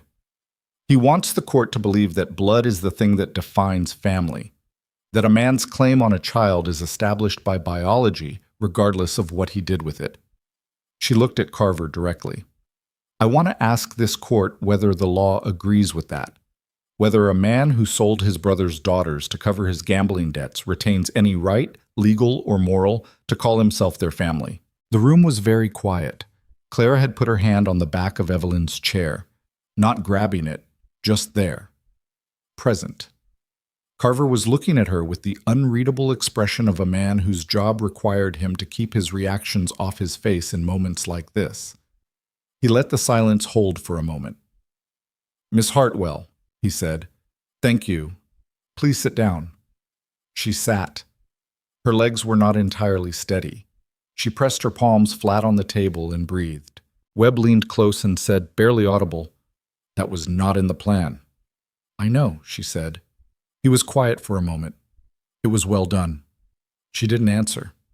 She was watching Carver, who had gone back to the papers in front of him with an expression that told her exactly nothing. The hearing continued for another 2 hours. Webb and Price argued procedural points with the focused tedium of 2 professionals settling a trench war 1 inch at a time. Mrs. Donahue was called as a character witness. She had not been subpoenaed. She had come on her own and offered, and the court had allowed it. And she spoke about all 4 girls with the particular precision of a woman who had taught for 30 years and knew the difference between children who were being damaged and children who were learning how to be strong. Beaumont was called unexpectedly by Webb, who had apparently anticipated this contingency without telling Evelyn, and the old ranch hand sat in the witness chair and described the girl's work and conduct on the property with the flat, unornamental honesty of a man who had nothing to sell and nothing to protect. Price cross-examined him. Beaumont answered every question with a patience that made Price look slightly foolish, the way a tired man looks foolish arguing with a stone. Harold did not testify.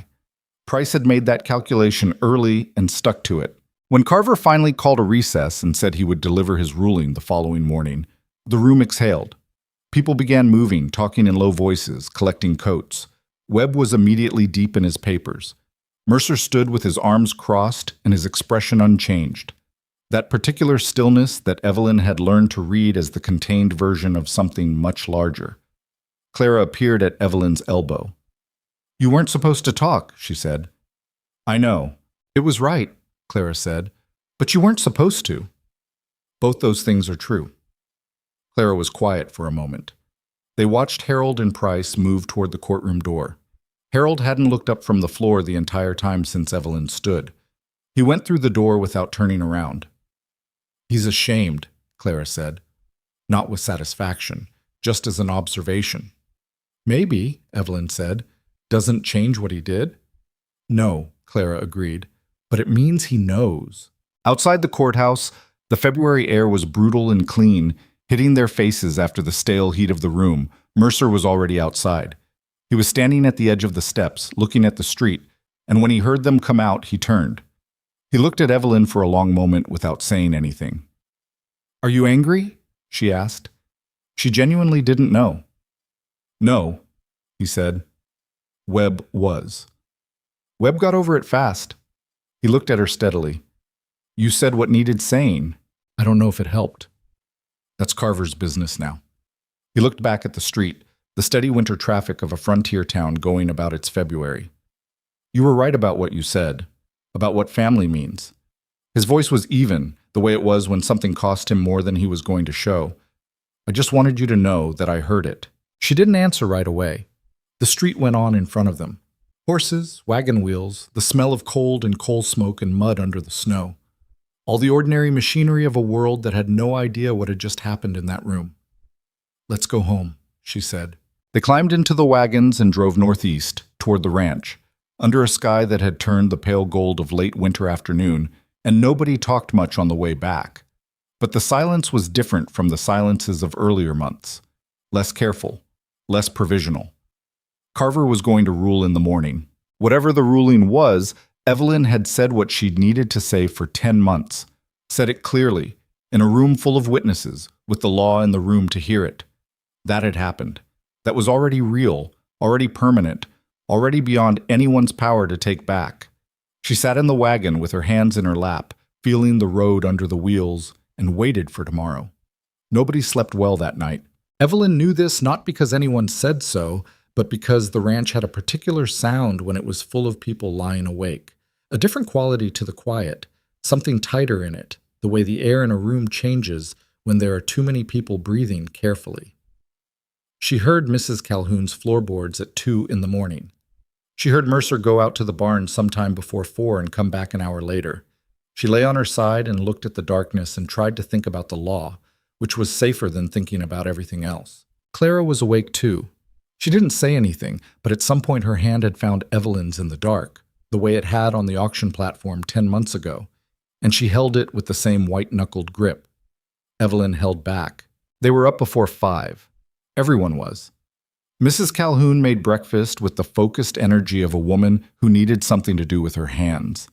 And the kitchen was too hot and too quiet, and the biscuits were slightly overdone because she'd left them in a minute too long, which she never did, and nobody mentioned it.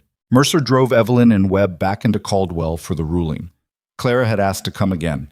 Evelyn had looked at her sister's face, the set jaw, the careful eyes, and said yes without debating it. Webb spent the drive reviewing his notes, making small marks in the margins of his papers. He was the only one who seemed entirely himself. But Webb, Evelyn had come to understand, was a man who processed everything through work. The notes were how he was nervous. Whatever Carver decides, Webb said, not looking up from his papers, it will not be the end of it. If the ruling goes against us, we appeal. I've already identified 2 grounds. You drafted the appeal before the ruling, Evelyn said. I drafted it before the hearing. He turned a page. That's what you pay me for. I haven't paid you anything. Mercer has, on your behalf. He glanced up briefly. Don't argue with me about that today. She didn't. The courthouse was fuller than yesterday. Word had gotten around, the way things got around in a frontier town with limited entertainment. And the gallery had people in it who hadn't been there for the legal proceedings, who were there for the outcome the way people attended an execution for the outcome. Evelyn kept her eyes forward and walked to the table and sat down. Harold was already there. Price was beside him, organized and still.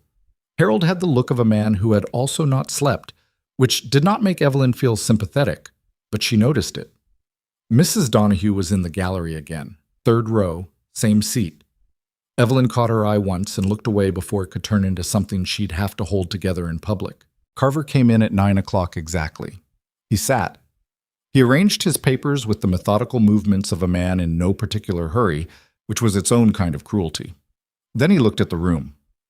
I've reviewed the submissions, the supplemental motions, and the testimony, he said. I'll be direct, because this matter is clear enough that it doesn't benefit from elaboration. He addressed the deed question first. The farm's documentation, the 40 acres of Hartwell land that Harold had failed to properly close out of the estate, was to be held in trust for the 4 minor children until the youngest reached 18. Harold's claim on it was dismissed.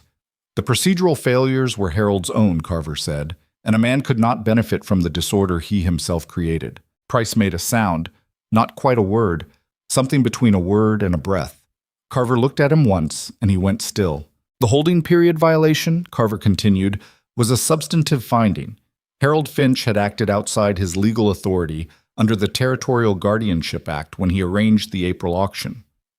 This did not retroactively overturn the placement. The court was not going to re-traumatize 4 children by reversing the arrangement they currently lived in. But it did mean that Harold's standing as a petitioner in this matter was fundamentally compromised. A man could not invoke a guardianship he had already violated as the basis for a new legal claim. Harold's petition was denied on all counts. On the question of Mercer's guardianship, the supplemental motion, the welfare assessment question, Carver paused. Evelyn felt the pause in her spine. The court finds no grounds for a welfare investigation of the current arrangement, Carver said. The testimony presented indicates that the minor children are housed, educated, employed in appropriate labor, and progressing by every reasonable standard. He looked briefly at the table where Evelyn sat. The court also notes that one of the minor children demonstrated in this courtroom yesterday a degree of legal literacy and moral clarity that exceeds what this court sees from most adult petitioners. He looked back at his papers. Mercer's guardianship is formally recognized and made permanent. A retroactive court order to that effect will be filed by end of week. The gallery made a sound. Not exactly a cheer, more like an exhale of something held too long finally released. Somewhere behind Evelyn, a woman said something to the person next to her. Webb was already writing. Evelyn sat very still. She had told herself, through the last 2 weeks, that she was prepared for either outcome, that she had built walls around the hoping so that the falling wouldn't be as far. She had told herself this with the particular conviction of someone who knows they are lying to themselves, but needs the lie to get through the day. The relief that hit her now was so physical that she had to press both palms flat on the table to stay steady. Her throat did something complicated. She breathed through it. Clara's hand landed on her shoulder from the seat behind. One quick, hard grip, and then gone. Carver wasn't finished. "There is one additional matter I wish to address," he said, and his voice had shifted slightly, taken on a different quality. Less procedural, more deliberate. This court has, in the course of reviewing this case, encountered the provisions of the 1882 Territorial Guardianship Act's Section 4, with a degree of attention it perhaps has not previously received. He set down his papers and looked at the room directly. The provision that allowed a guardian to liquidate minor wards' assets, including their placement, without judicial review is a flaw in territorial law. The 60-day holding period, as this case demonstrates, provides insufficient protection when a guardian acts in bad faith, and there is no mechanism in the current act for judicial oversight of placement auctions of the kind that occurred in this county last April. He let that sit. "I am not a legislator," he said. "I cannot rewrite the law from this bench. But I am formally noting this case in my findings and recommending it to the attention of the Territorial Legislature's Committee on Civil Affairs. The children of this territory deserve better than what the current law provides." He stood. The room stood with him. Court is adjourned. The room came apart into noise and movement. Webb was on his feet immediately, collecting papers, already thinking about the next 3 steps. Mercer was standing by the gallery rail, and his expression was the most open she had ever seen it. Not joyful exactly, that wasn't his register, but something that had been braced for a long time had come down. Price was saying something to Harold in a low voice. Harold was sitting in his chair. He had not moved. He was looking at the middle distance with the face of a man reviewing something in his mind that he could not change. Evelyn stood and looked at him across the room. She had thought about this moment too. What she would feel when it was over. Whether there would be satisfaction in it. She had expected something harder and cleaner than what she actually felt, which was just tired. Tired in the way you're tired after carrying something heavy for a very long time and finally setting it down. Your arms still remember the weight even when the thing is gone. She turned away from him. That was the last time she would look at Harold Finch directly, though she didn't know that yet. Outside, the February morning was sharp and blue and achingly clear, the kind of winter day that looks like an apology from the weather for everything it put you through. Webb appeared at her side, already talking about the trust arrangement for the farm, the timeline for the court order, the paperwork that would need her signature. She let the words wash past her for a moment and looked at the street and the sky and the ordinary moving world. Clara came out behind her and stood and didn't say anything for a moment. "It's over," Clara said finally. "Part of it," Evelyn said. "What part isn't?" Evelyn thought about Carver's words. The recommendation to the legislature, the acknowledgement of the law's failure. "The part that matters longest," she said. "But we started it. That's something." Clara was quiet. Then, "I want to learn more law." Evelyn looked at her. "I know. Not just reading contracts. I mean actual law. How courts work. How to argue in one. You'd be good at it." "I know that too," Clara said, with the particular zero humility conviction of a 12-year-old who had just watched her sister stand up in a courtroom and had been paying very close attention. "I just wanted to say it out loud." The drive back to the ranch was different from every drive before it. The relief in the wagon was real and unguarded in a way that the weeks leading up to the hearing hadn't allowed. Webb talked through logistics with the focused efficiency of a man wrapping up a completed project. Mercer drove and said little, but the set of his shoulders had changed. Something in the way he held the reins, more at ease in his own frame than she'd seen him before. At one point on the road home, Clara said to no one in particular, "Rose found the date. Rose is the one who found it." "I know," Mercer said from the front. "She's 9. "I know how old she is." Clara looked at the back of his head. She should know that she did that it mattered. Mercer glanced over his shoulder briefly. "She'll know." When they came over the last rise and the ranch appeared in the shallow valley below, Evelyn could see Rose and Lily in the yard with the seasonal hand who'd been watching them. Rose standing still, Lily in motion as she always was. Lily saw the wagons first and broke into a run toward the gate, arms out for balance on the frozen ground, shouting something they couldn't hear yet. She crashed into Evelyn the moment the wagon stopped, before Evelyn had fully climbed down, and Evelyn caught her and held on while Lily talked at high volume into her shoulder about everything that had happened on the ranch that morning, and whether the ruling was good, and whether they were staying, and whether Harold was gone forever. "Yes," Evelyn said, to all of it. "Yes." Rose was standing a few steps back, watching. When Evelyn met her eyes over Lily's head, she didn't say anything. Rose rarely needed to. But Evelyn untangled one arm from Lily and opened it toward her, and Rose came forward and fit herself under it without ceremony. "You found the date," Evelyn said quietly. Rose looked up. "Was it enough?" "It was the thing that cracked it open." Rose nodded once, absorbing this, filing it in the place where she filed things she needed to know. Then she looked past Evelyn to where Mercer was unharnessing the horses. "Is he all right?" she asked. "I think so. He looks different." Evelyn turned to look.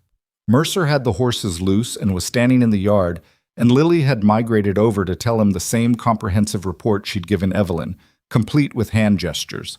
He was listening with his arms crossed and his head slightly tilted, and on his face was something that was not quite a smile, but was close enough to one that it changed the whole character of his expression. "Yeah," Evelyn said, "he does." The weeks after the ruling had their own particular texture. Not the relief followed by relaxation that Evelyn had vaguely imagined, but something more complicated. The ranch still ran. The work didn't stop because the court had been favorable.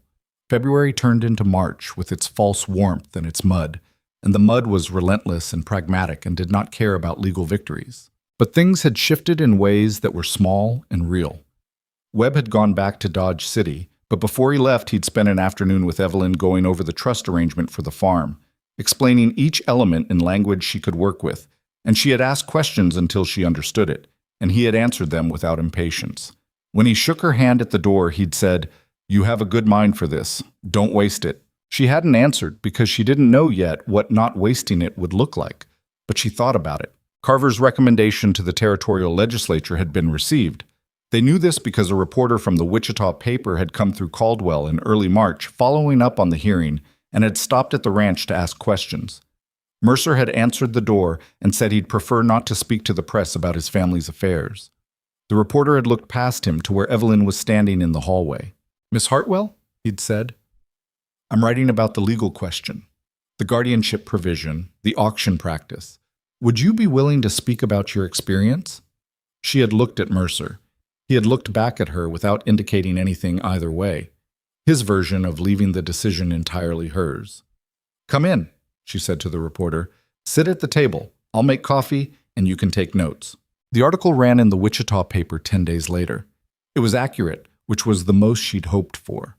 It used specific language about Section 4 of the Territorial Guardianship Act, quoted the judge's recommendation, and included a paragraph about the holding period violation that used Rose's finding, attributed to the Hartwell family, without specifying a 9-year-old had done it. Evelyn thought Rose would probably have wanted the credit, and also probably wouldn't have minded the omission. 3 letters came to the ranch in response to the article. One was from a woman in Topeka, whose 2 sons had been placed through a similar auction 3 years ago. One was from a lawyer in Lawrence who was interested in the legal questions and wanted to correspond. One was from a territorial legislator named Garfield, who was on the Civil Affairs Committee and said Carver's recommendation had been received and was under active review. Evelyn read all 3 letters at the kitchen table and then looked at the window for a long time.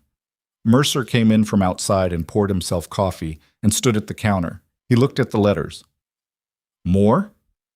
Different kinds, she said. She pushed the legislator's letter across the table. He read it, set it down.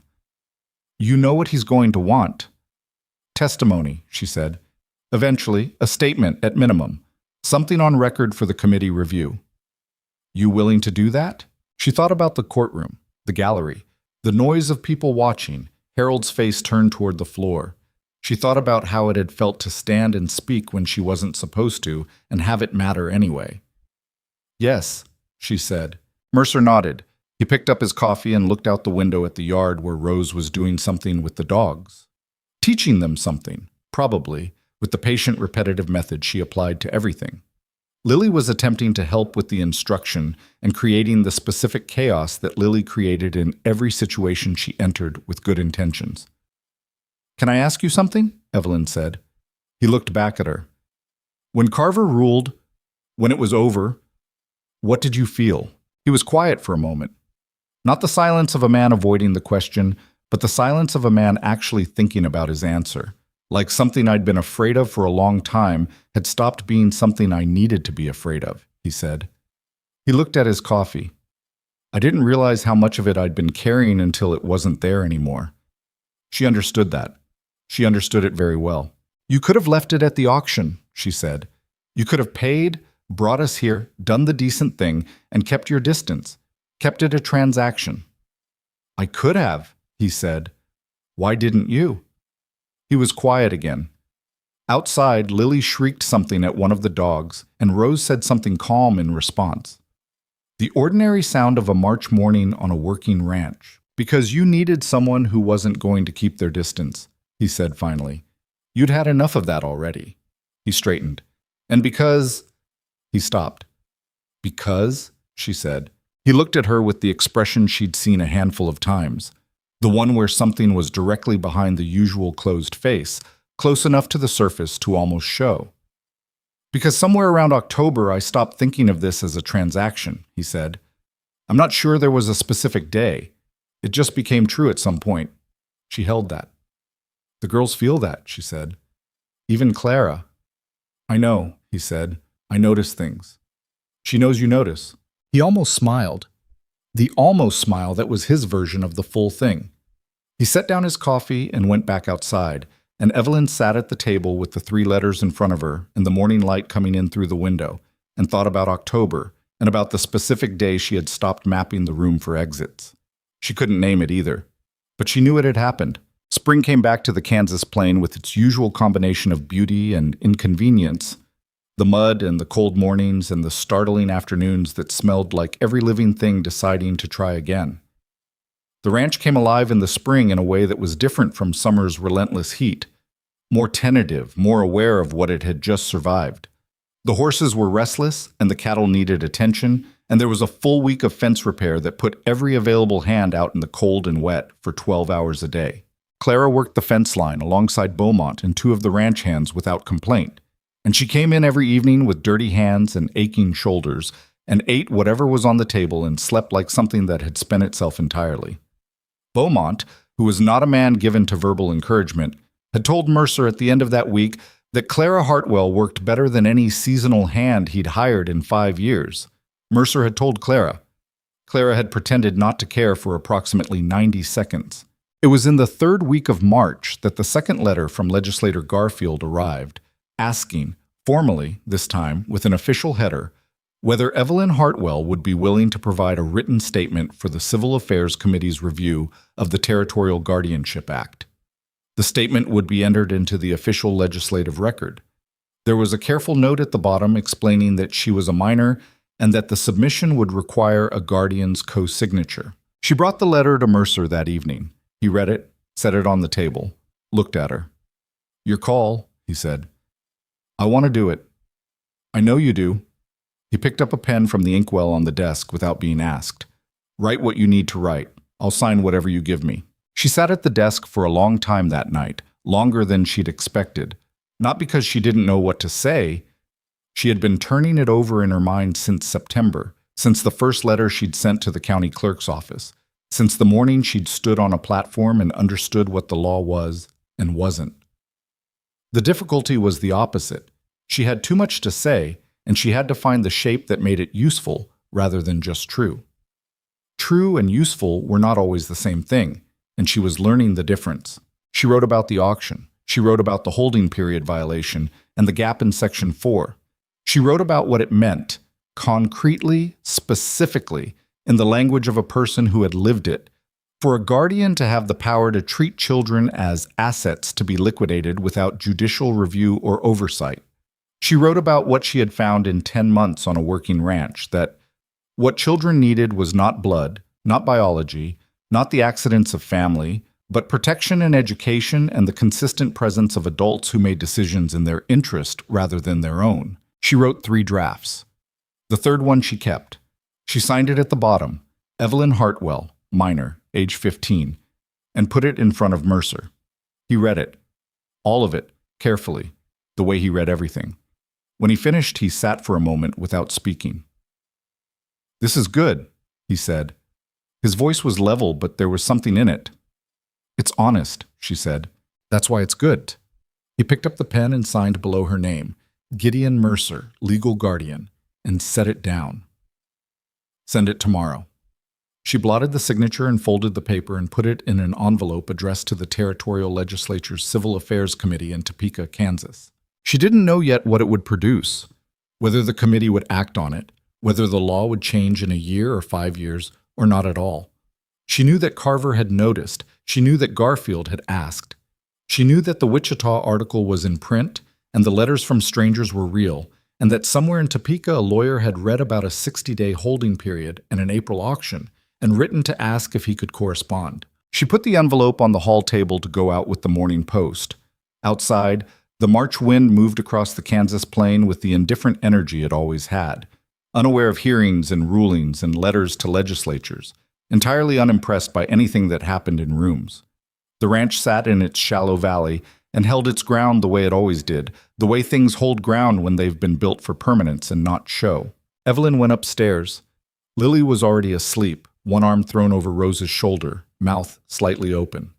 Clara was in bed with a book she'd borrowed from Mrs. Donahue, squinting at it in the low lamplight with the furious concentration she brought to every text that was hard enough to be worth her time. "Done?" Clara asked without looking up. "Sent it." Clara turned a page. "Good." Evelyn got into bed and lay on her back and looked at the ceiling. The house settled around her. The sounds she had learned over 10 months, each creak and draft and distance, the geography of a place that had become, somewhere between October and now, the place she knew best in the world. She was still 15. The work was not finished. It was nowhere near finished. There were letters still to write, a legislature still to convince, a law that still needed changing and might take years to change. There was a farm and a trust she couldn't access for years. There was Clara's ambition and Rose's quiet hunger and Lily's 6-year-old certainty that the world was going to accommodate her, and all of it needed tending. But the envelope was on the table. The ruling was filed. Mercer's name was on the court order, and her name was on the legislative record. And Rose had found the date that cracked the case open, and all of that was already real, already part of what had happened in the world, and no one could go back and make it not have happened. It was enough for one night. She closed her eyes and listened to the wind and the house and the breathing of her sisters and slept. The territorial legislature passed the amended Guardianship Act in November of 1888, 19 months after 4 girls had stood on a platform on Caldwell's Main Street and been sold like grain inventory.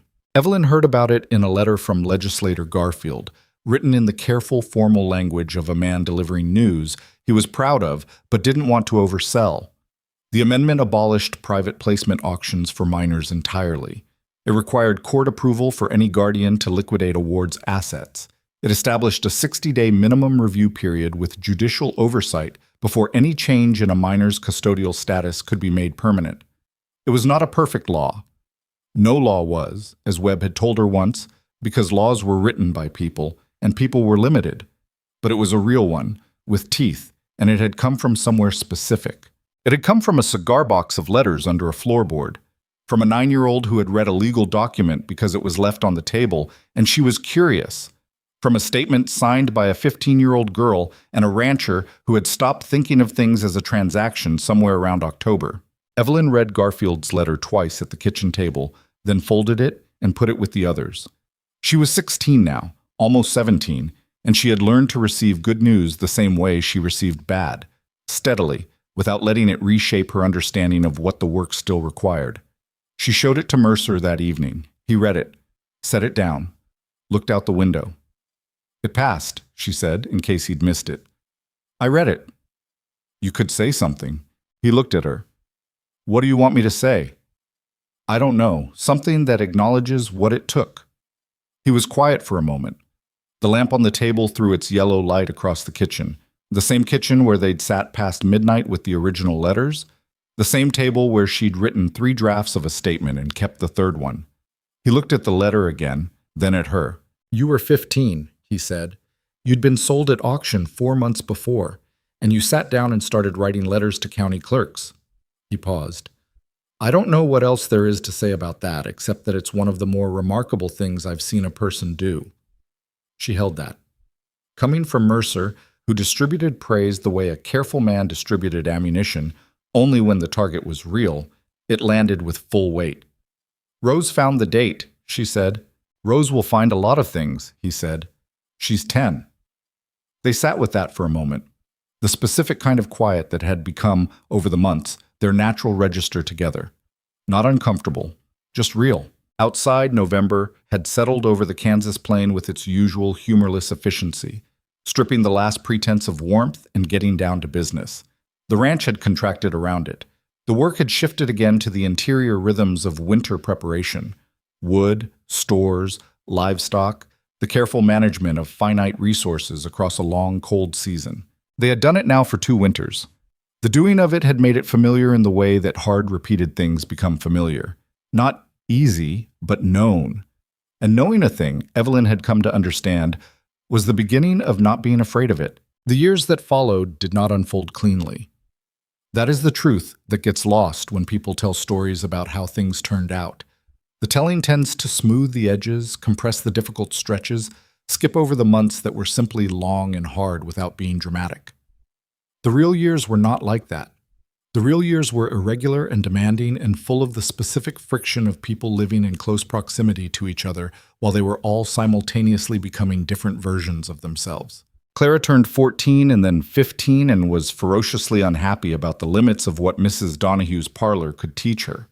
She wanted formal schooling, real schooling, the kind that led somewhere.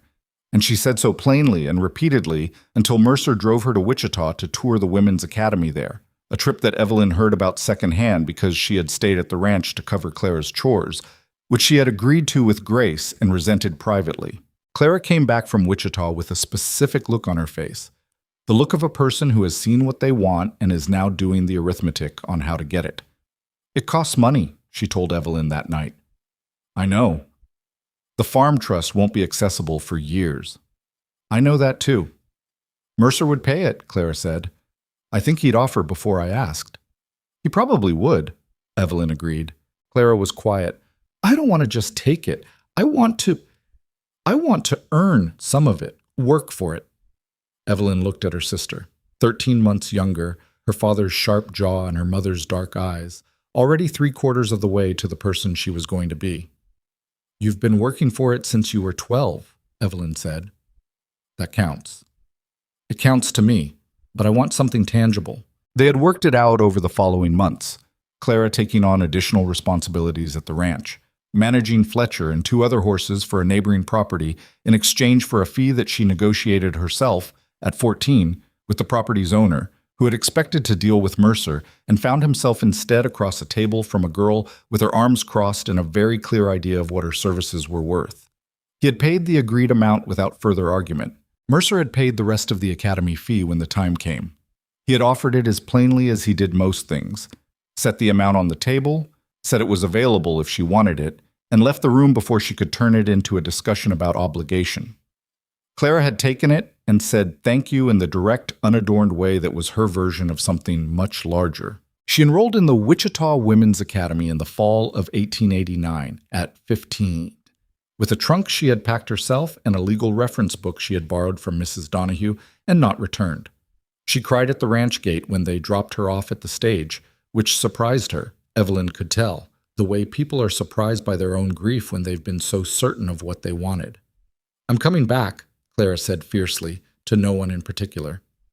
"We know," Rose said. Clara hugged Rose so hard that Rose made a sound. She hugged Lily until Lily complained. She looked at Mercer for a moment with the expression of someone who has been carrying a complicated thing for a long time and is making a decision about it.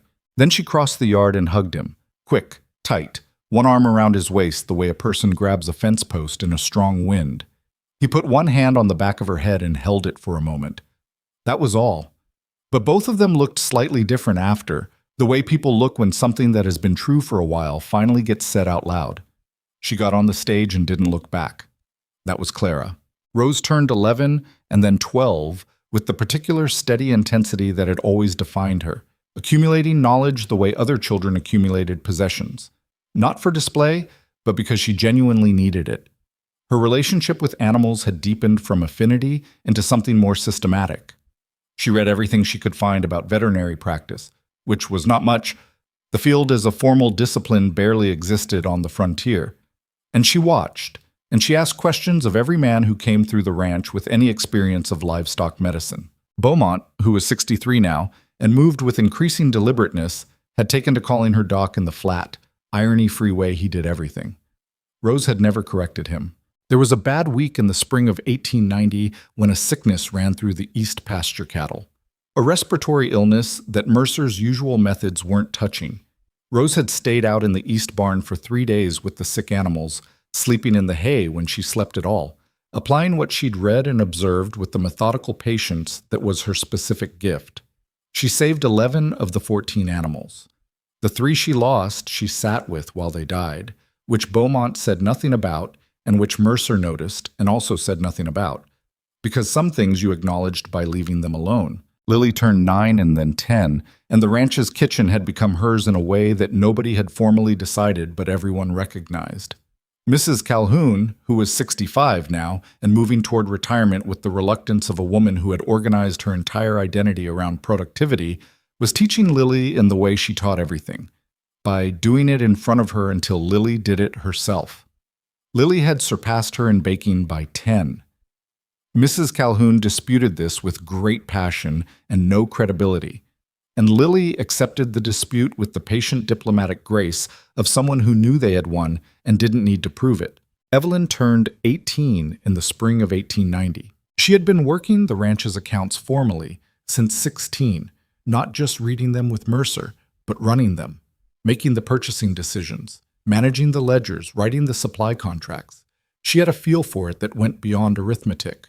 She understood the ranch as a system, the way one decision rippled forward into the next season, the way a good year could be squandered by a careless winter and a hard year survived by careful management of what you had. She also had 5 years of correspondence with legal and legislative contacts.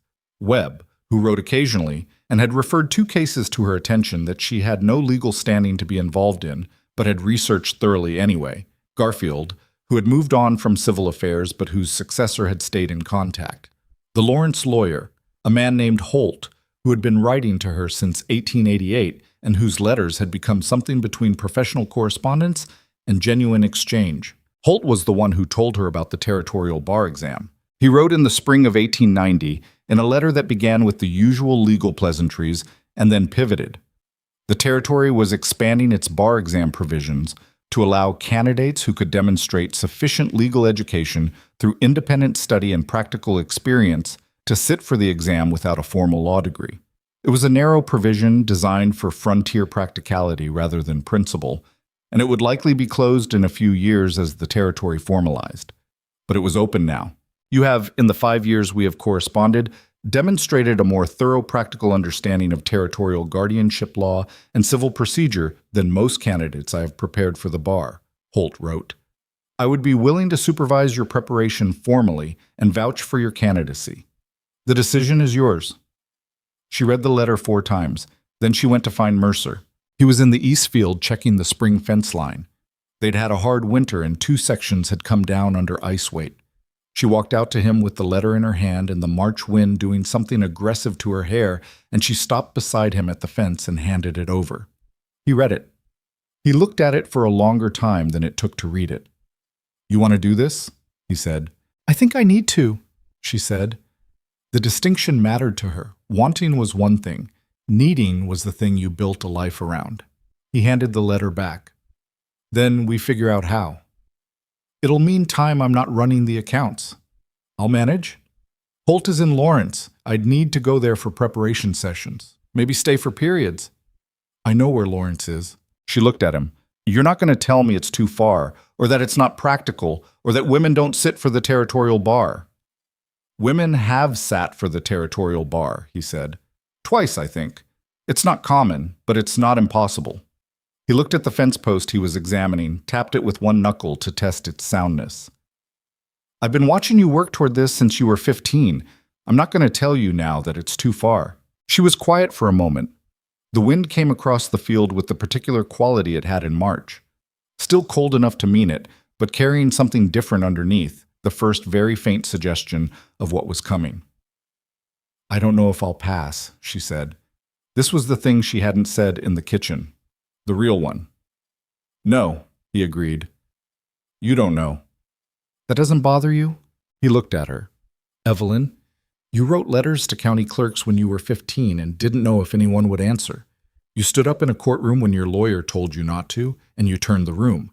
You're asking me if uncertainty bothers me." He went back to the fence post.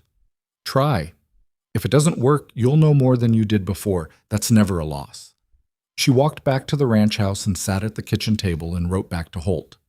She said yes. The preparation took 14 months and was the hardest thing she had done, which was a meaningful statement given her last 5 years.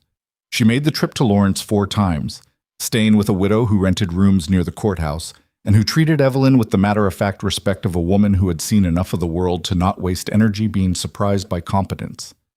Holt was exacting and patient in equal measure, the way good teachers are, pushing on the areas where she was loose and leaving alone the areas where she was sound. She sat the bar exam in the fall of 1891, in a room with 9 other candidates, all of them men, most of them older than her by 10 years or more. She wrote for 6 hours without stopping except once, to put down the pen and press her hands flat on the table and breathe, the way she had at the courthouse table in Caldwell, when the relief had hit her so hard she'd needed something solid to hold on to. Then she picked the pen back up and finished. She passed. Webb wrote from Dodge City. "I said you had a good mind. I don't retract statements." Holt wrote with 3 pages of analysis of her exam performance and 1 sentence of congratulation, which was the appropriate ratio for Holt. Garfield's successor wrote a formal note.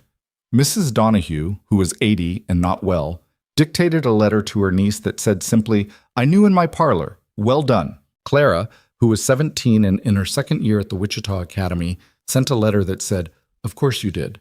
Now come home so I can tell you what I've been learning." She came home. The ranch that fall was not the ranch of 5 years ago. It had grown, changed in the way things change when they're tended by people who have a stake in them. 2 more hands had been hired. The east field had been expanded. The house had a proper study now, the storage room finally cleared and properly furnished, where Evelyn could work. Beaumont had retired to a small house on the edge of the property that Mercer had built for him, from which he continued to offer opinions on everything with no reduction in frequency or confidence. Rose was 13 and had begun corresponding with a veterinary professor at a university in Missouri who had, improbably, started writing back. The professor had asked to see her case notes, the records she kept of every animal she'd treated on the ranch, meticulous and detailed and written in the clear, precise language that was Rose's specific voice. He had written back that he'd read them twice, which was the kind of thing that happened to Rose and which Rose received with the composure of someone who expected the world to eventually recognize what was real. Lily was 11 and had started teaching 2 of the neighboring family's children to read and bake bread simultaneously, which was either a pedagogical innovation or a practical disaster, depending on which part of the morning you walked in on. It was November, the same month the amendment had passed 3 years ago, when Mercer asked all 4 of them to come into the study after supper. They came in and found him standing at the desk with a look on his face that none of them could quite read. He had papers in front of him. He was not a man who made speeches, and the fact that he was clearly about to try to make one made the room very quiet. "I asked Webb to draw up some documents," he said. "I've been thinking about it for a while. I should have done it sooner." He paused. "I want to formally adopt you.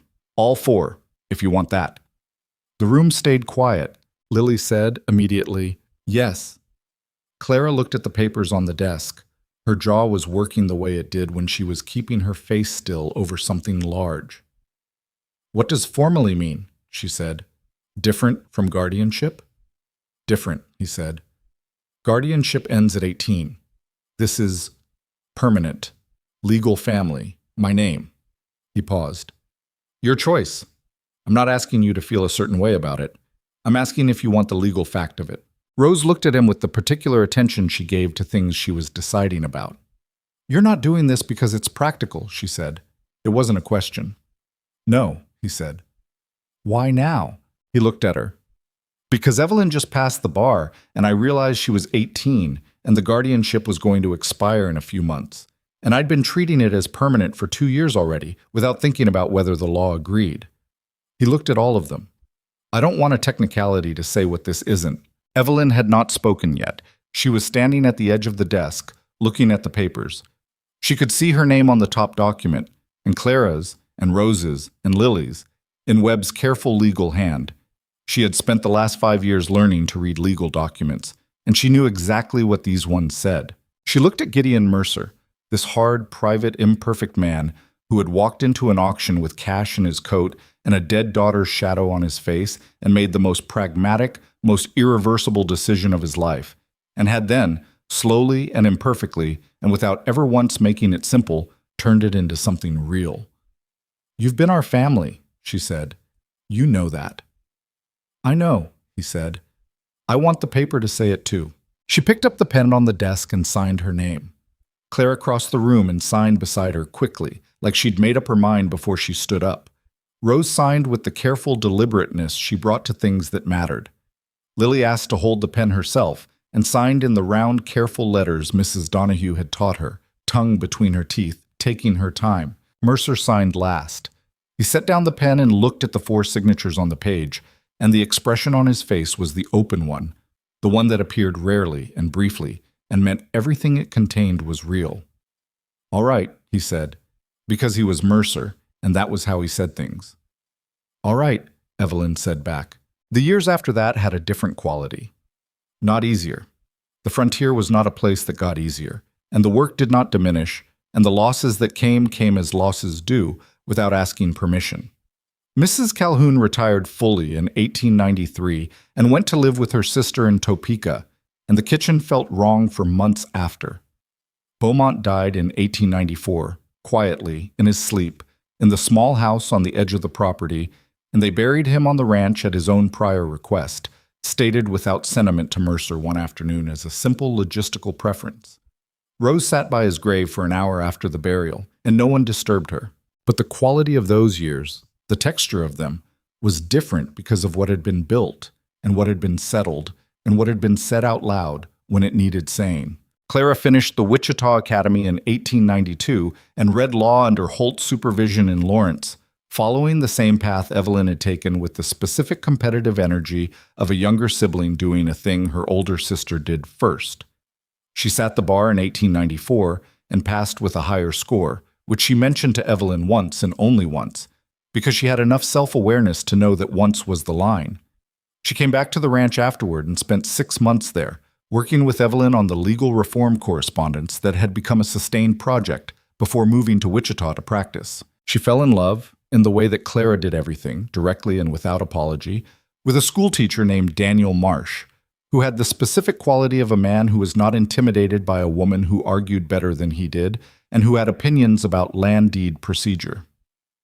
They married in 1896 at the ranch, in a ceremony that was small because Clara had small patience for ceremony, and large because everyone who knew the Hartwell name in 2 counties wanted to come.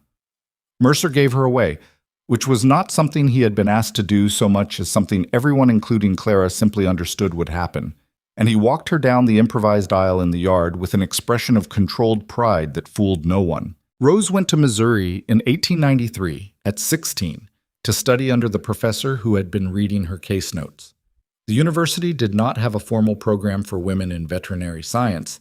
It barely had a formal program for men, but the professor had arranged a course of study that was technically independent research and practically a full education, because he was the kind of man who thought the rules were suggestions when the talent in front of him made the rules look small.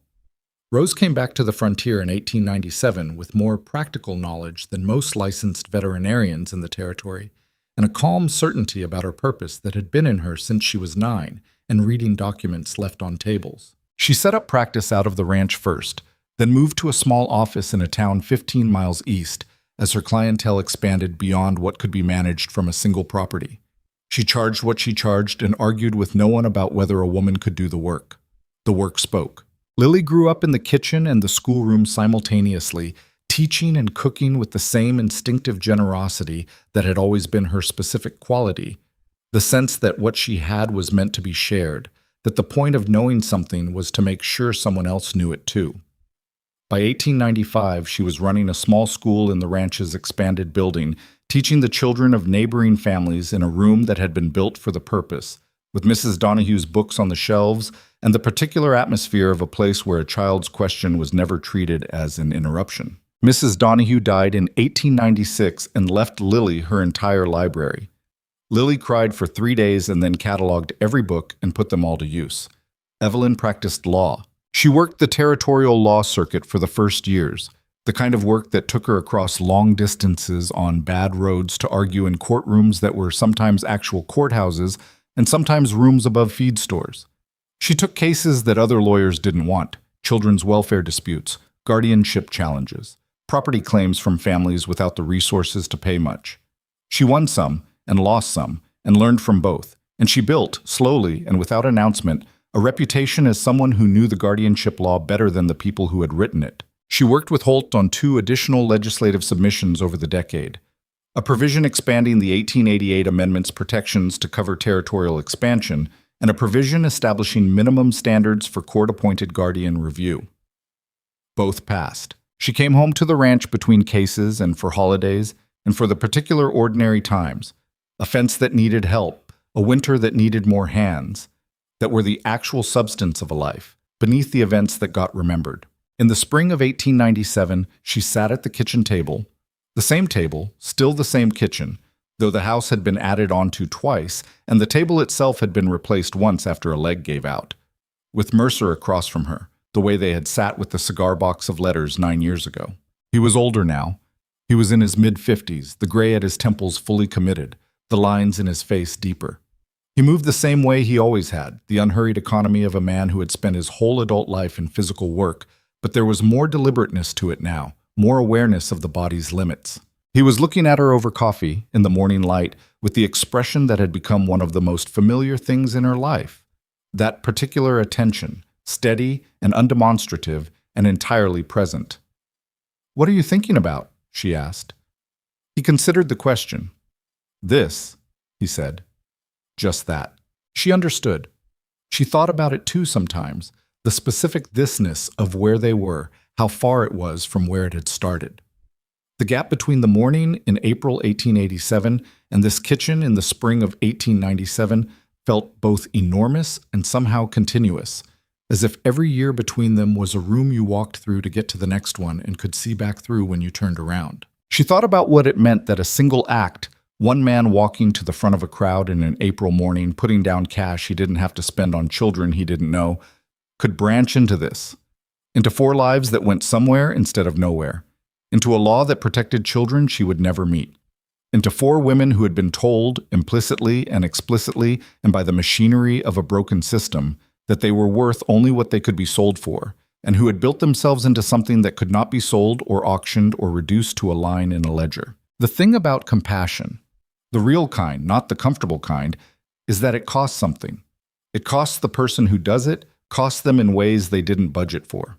Mercer had spent money he'd saved for years on 4 girls he'd met once, and then he'd spent the harder currency, his time, his privacy, his willingness to be judged by a community that thought the worst of him, his capacity to care about people after he'd decided caring was behind him.